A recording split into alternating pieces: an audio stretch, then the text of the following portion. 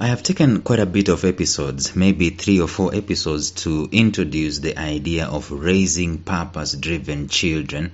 And I've told you my heart about it. I've told you how important it is.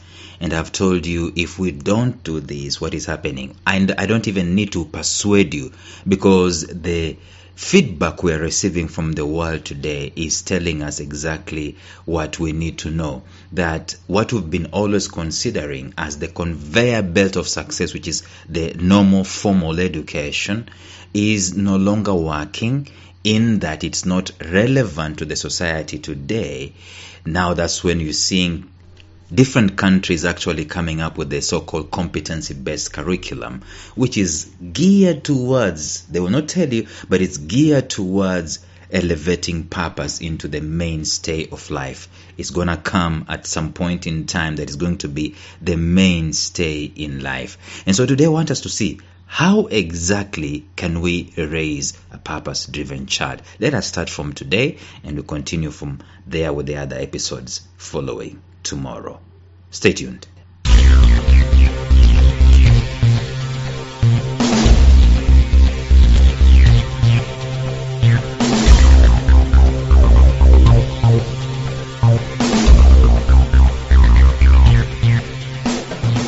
Welcome to the Life Signatures podcast with Lawrence Namale. Lawrence is a life coach, author, and keynote speaker who loves to tackle different topics on purpose, productivity, and resilience. His mission in life is to awaken all your boundless possibilities available in you.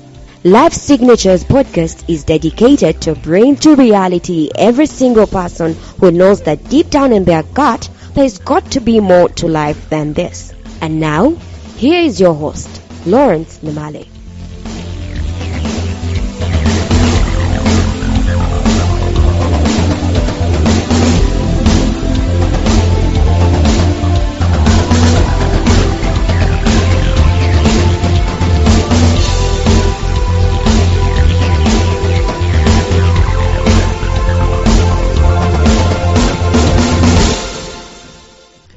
Financial consultants, personal financial consultants, they will always ask you this question: what money mistakes did you see when you were growing up?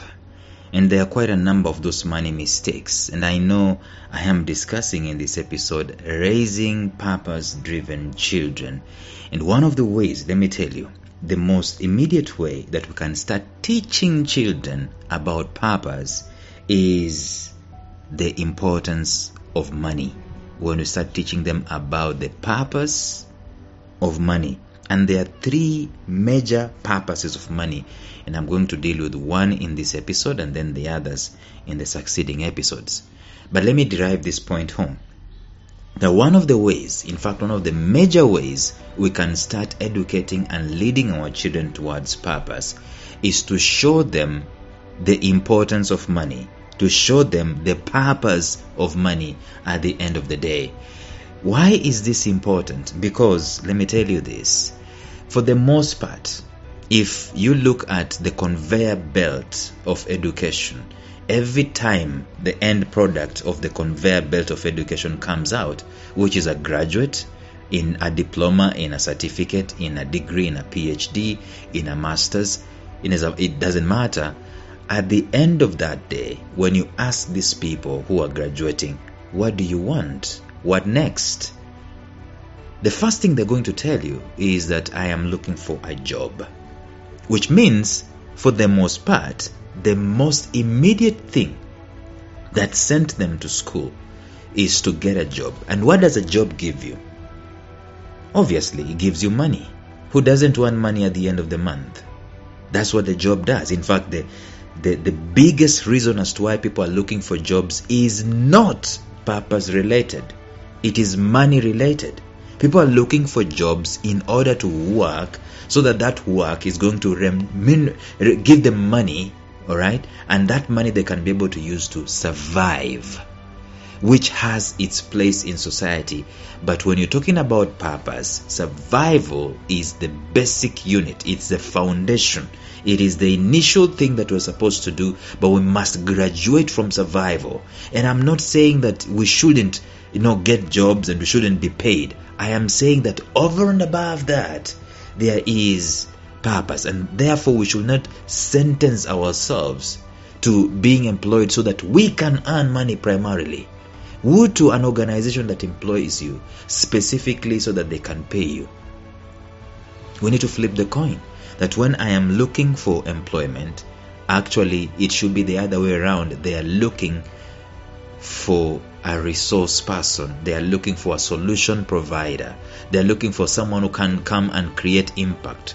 Looking for a creative person who can come and change stuff and make them save some money and make them do things that will wow their clients and wow their customers. They are looking for someone who is going to be as productive as possible. And at the end of the day, I am actually looking for that work to do because that is what I want to do. I am skilled at it. I am good at it. I love it. I'm passionate about it. That is how it's supposed to be. However, in the survival mode, anything goes, which has its place. In the survival mode, I can actually tell you this, that if you find anything that is worth doing in the survival mode, please do it. But notice this at the back of your mind, that that is not your destiny. That is the door to the journey of your destiny. It is not the destiny itself. So start there.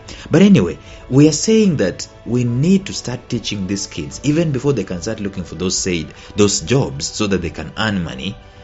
We need to teach them the importance of money.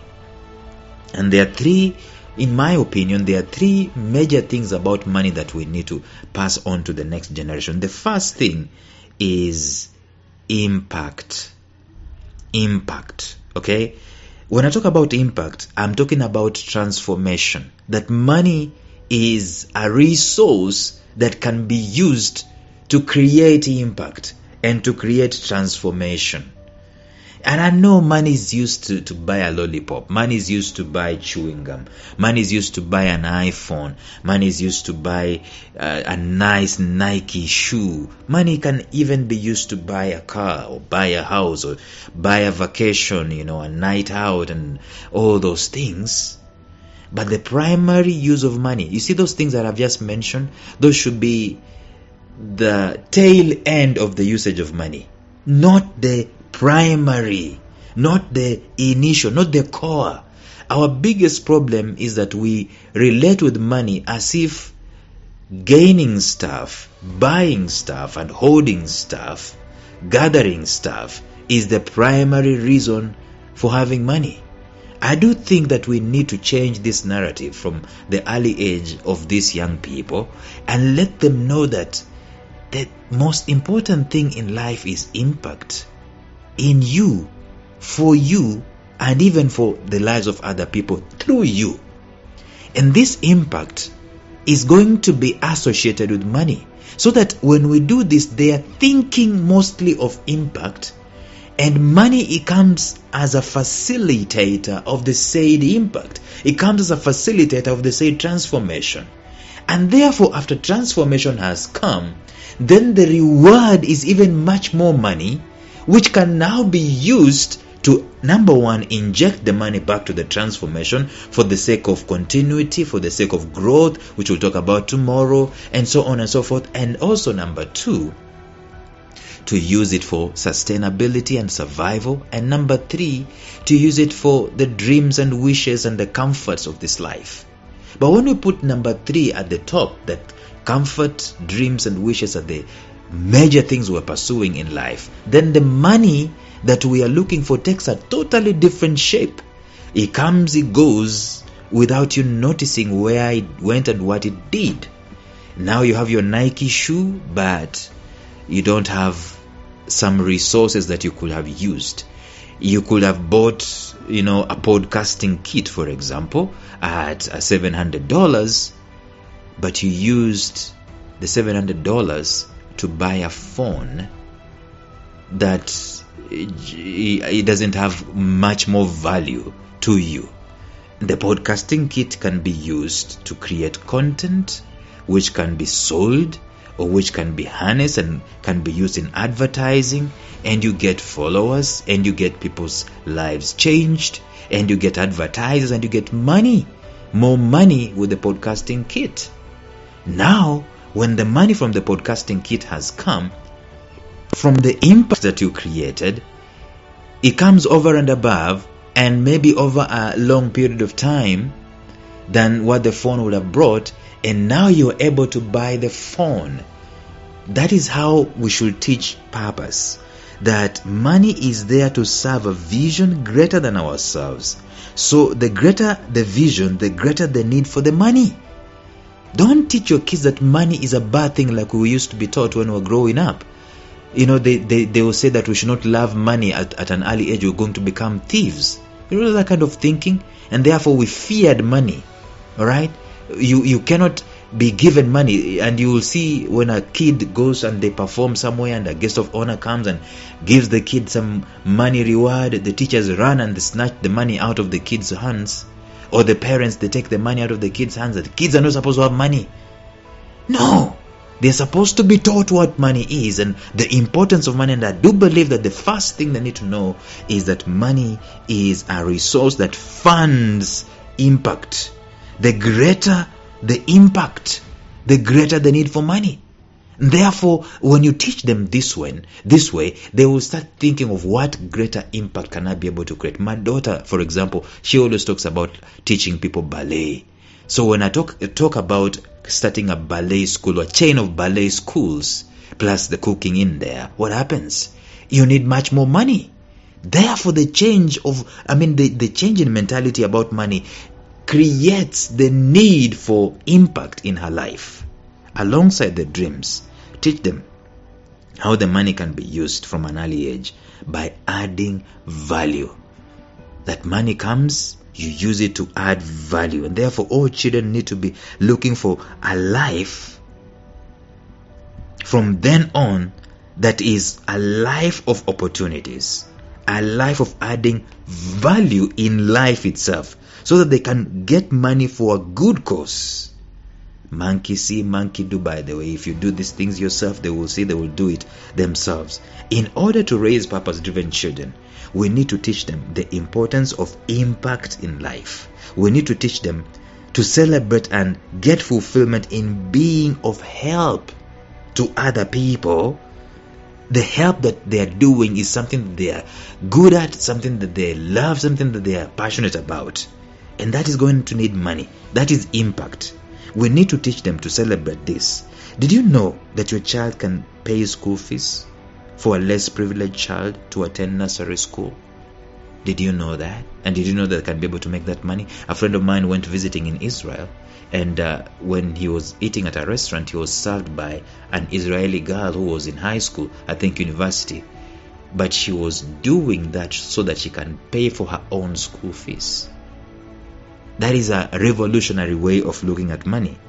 That they start to interact with money at an early age, start being responsible for it, and start knowing that it is used for impact primarily. That this impact is seed money. The money that they are giving into the impact is seed money. And that money is going to multiply. And when it multiplies, they can now sit back and enjoy it.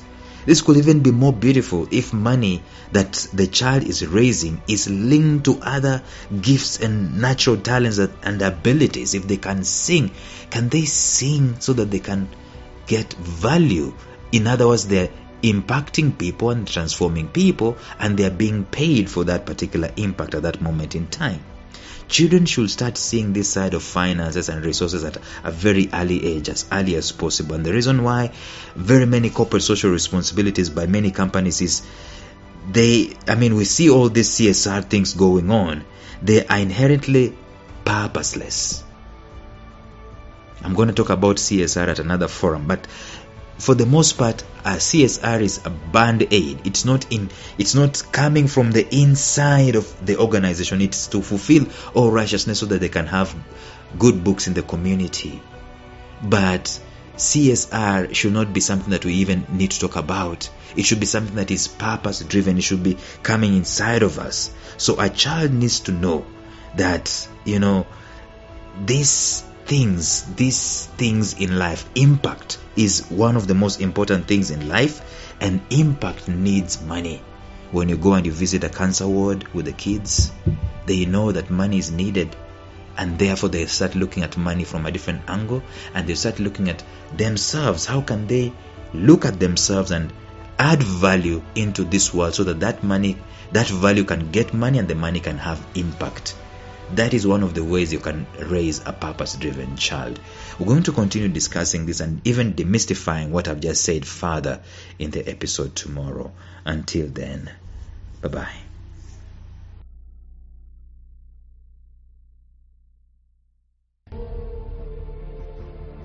Thank you for listening to Life Signatures Radio. If you enjoyed today's show, subscribe to Life Signatures Radio on iTunes, Stitcher, or visit our website at lifesignatures.libsyn.com. Life Signatures Radio, fresh, clean, and inspiring.